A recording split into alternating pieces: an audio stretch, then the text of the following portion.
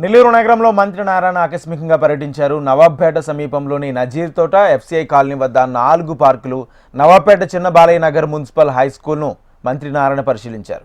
గత ప్రభుత్వ నిర్లక్ష్యంతో పార్కులు నిర్వీర్యమయ్యాయని మంత్రి నారాయణ తెలిపారు. నెల్లూరులో under ground drainage, water pipeline పనులు త్వరలోనే పూర్తి చేస్తామని తెలిపారు. అయితే గత ప్రభుత్వం నిర్విరామం వల్ల మెయింటెనెన్స్ కూడా లేకుండా అన్ని స్ట్రక్ అయిపోయినాయి. ఆ బేరింగ్స్ కూడా పోయినాయి. కనీసం బేరింగ్స్ మార్చుకోవాలంటే కొన్ని ఉపయోగపడాయి. కొన్ని దగ్గర తీగ చుట్టేశారు, కదలగండ అంటే వాడగండ. అయితే మళ్ళా నేను మంత్రి కాగానే రాష్ట్ర ఖజానా పరిస్థితి అందరికీ తెలిసిందే, ఖాళీ అయిపోయిన ఖజానా. అయితే ఇప్పుడిప్పుడే కొద్దిగా ముఖ్యమంత్రి గారికి ఉన్న అపారమైన అనుమతితో ఈరోజు ఆర్థిక వ్యవస్థను జాగ్రత్తగా ముందుకు తీసుకొస్తున్నారు. ఈ పద్యంలో నెల్లూరులో ఉన్న అన్ని పార్కుల్ని మనం రెనోవేట్ చేయమని ఆదేశించాను. కొత్తగా ఏమైనా ఉంటే టేకప్ చేయమన్నాను.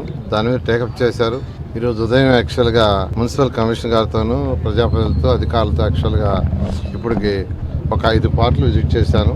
ఇక్కడ మార్నింగ్ 5కే రమ్మన్నాను.